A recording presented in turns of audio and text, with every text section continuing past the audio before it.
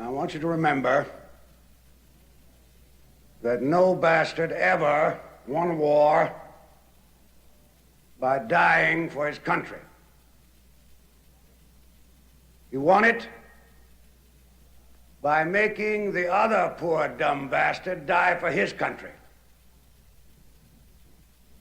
And then,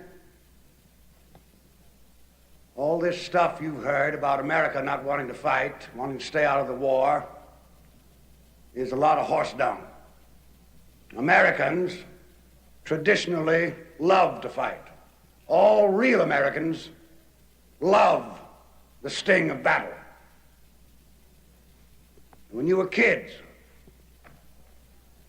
you all admired the champion marble shooter, the fastest runner, big league ball players, the toughest boxers. Americans love a winner and will not tolerate a loser. Americans play to win all the time. I wouldn't give a hoot in hell for a man who lost and laughed. That's why Americans have never lost and will never lose a war, because the very thought of losing is hateful to Americans. Now, an army is a team. It lives, eats, sleeps, fights as a team. This individuality stuff is a bunch of crap. The bilious bastards who wrote that stuff about individuality for the Saturday Evening Post don't know anything more about real battle than they do about fornicating. Now, we have the finest food and equipment, the best spirit, and the best men in the world. General George S. Patton, standing up for democracy. George S. Patton was born in San Gabriel, California in 1885. He grew up in a military family. He had fathers and grandfathers and great-grandfathers who fought for America dated back to the Revolutionary War. He was raised to stand up for freedom. George attended West Point Academy after he graduated. He was drafted to fight in World War I in France. This was the start of his life in war. Prior to World War I, he married Beatrice Banning Eyre. During World War I, Patton was given command of a tank platoon. He was also a commander of a cavalry unit while stationed in France. Although a leader, he did not go into combat as much as he wanted to. He was taught to observe, to learn, not to engage in battle. World War II started in 1939 when Germany invaded Poland. Adolf Hitler was the Führer, or Chancellor of Germany.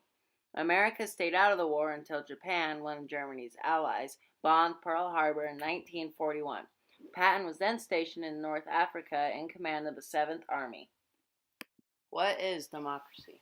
Democracy is a type of government where the people rule and they elect who shall represent them in government, usually by elections. Germany, ruled by the Nazi regime, were fascists ruled by dictator Adolf Hitler. Fascism is a type of government in which military, nation, and race exalts over everything else.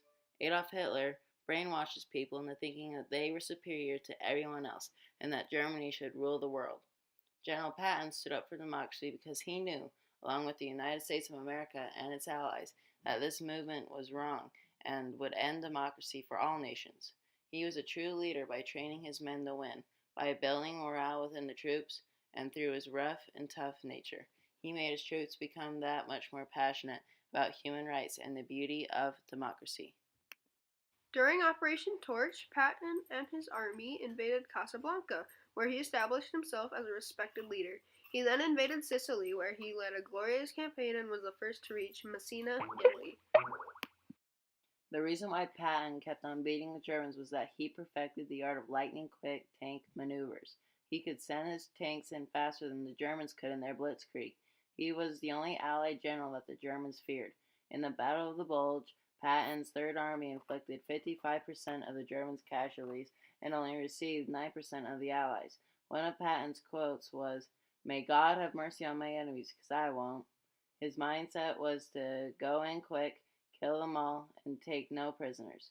When he gave a speech about the Germans, he didn't refer to them as people. He said that the Germans were animals that were going to kill everybody in the world unless they killed them and ate them for dinner. That's the way he needed his men to look at the Germans. He also said that it's all right to be afraid, and that if you were not afraid on your first battle, you were a liar. He cared about his men more than anybody realized. General George S. Patton wanted to have strong soldiers mentally and physically, so if they disrespected him, they were punished. He used these methods to take a stand against Nazi Germany. Patton takes a break from his campaign to help General Eisenhower with plans for D-Day. When Patton returns, he is assigned to lead the newly created Third Army. Following D-Day, the Third Army leads a great campaign across occupied France. He helps win the Battle of the Bulge. His status was growing with every win, and soon he was unleashed into the heart of Germany, Berlin. Post-war, Patton was put in charge of Bavaria as their military governor. He was later discharged of his position because of his harsh comments on denazification. After Patton was discharged, he was put in command of the 15th Army, but was only in charge of that for a little over 2 months. He was killed in a car accident. If Patton had not been there to toughen up our soldiers and to never quit, the Allies might not have won the war. If he had not taken a stand, our society would not be the same as it is today.